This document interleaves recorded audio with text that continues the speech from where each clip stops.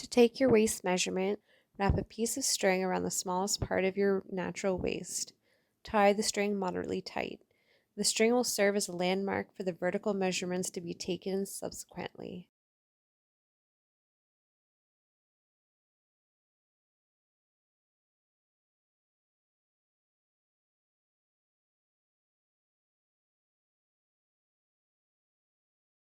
Next, to take the waist circumference measurement, wrap the tape measure around the smallest part of your natural waist.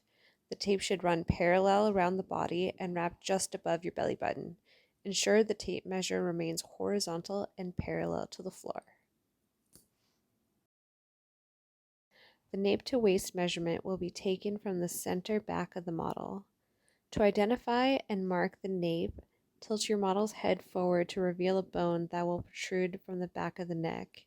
Mark the most noticeable protruding bone while your model's head is tilted forward. When your model untilts their head, the mark made on the leo or skin will move down to its natural position. Measure from the marked point straight down to the waist. Ensure the tape measure runs parallel to the spine and remains perpendicular to the waistline.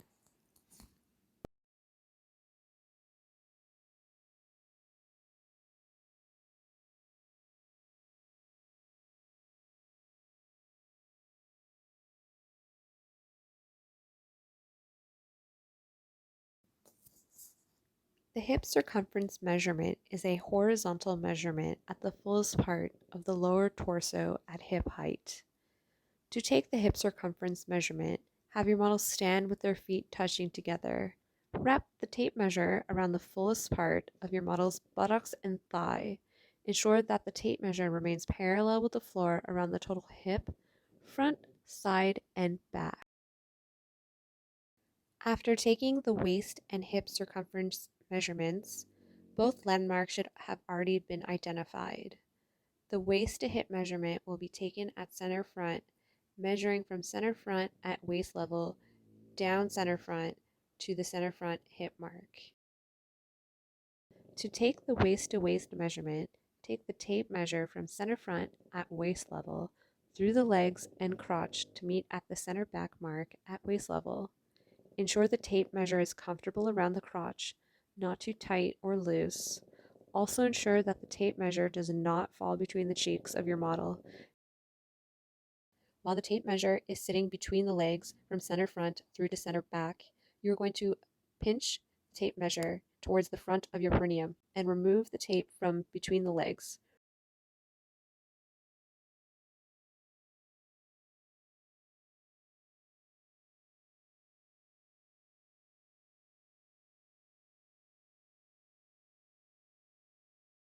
Locate your center back landmark point at waist level and measure down from the waist until the point where the model touches the stool or chair. Ensure the tape measure remains parallel to the center back line and meets the stool perpendicularly. Take the bust circumference measurement, identify and mark the bust apex points.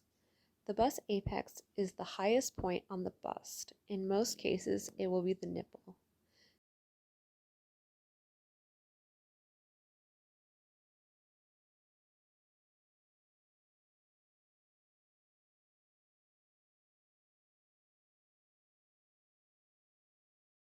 Take the tape measure horizontally across the fullest part of the bust, across the bust apex points, under the arms, and include the lower portion of the shoulder blades. Ensure the tape measure remains parallel to the floor across the bust apex, side seams, and back.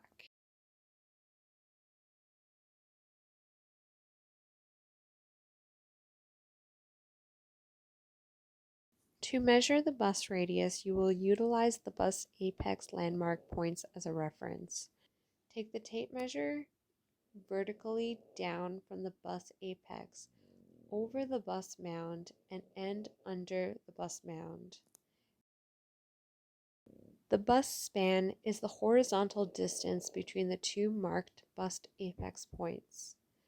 To take the horizontal bust span measurement, Run the tape measure horizontally between the two bust apex points. The tape measure must form a straight line between both points and should run parallel to the floor. Using the center front marked point at bust apex height, measure the vertical distance between the bust apex and the center front point at waist level.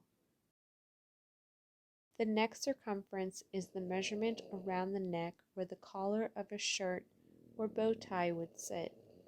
The neck measurement will be taken over the nape of the neck, at the back, and over the top of the collarbone and front neck point at the front.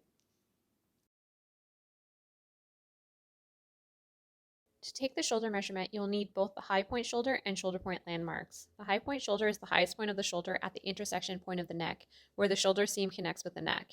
If you were to place a marble in the high point shoulder, it would not move. You must next identify and mark the shoulder point. When identifying the shoulder point, position your finger on the collarbone and move your finger along the bone until you feel the tip of the bone. As a way to ensure you've identified the shoulder point, you may ask your model to rotate her shoulder in tiny circles while keeping your finger on top of this shoulder point. If you feel the bone moving beneath your finger, you've correctly identified the shoulder point. To take the shoulder measurement, position your tape measure at the HPS and measure across to the newly marked shoulder point. Shoulder slope using the selfie method. Have someone take a picture of you and stand directly parallel behind you. Throw that picture into your CAD software, draw a line from the high point shoulder, and rotate it till the shoulder point. Record the measurement of the angle. The arm side depth measurement is the basis for what will form the armhole.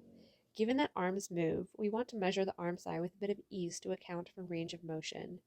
To take the arm side depth, you will have your model use 2 or 3 fingers and place them under their armpit. From the tip of the bottom finger, while using your soft tape measure as a guide, extend the tape measure horizontally from the bottom finger to center back. You will take the vertical measurement between the nape landmark point and the newly marked arm side point.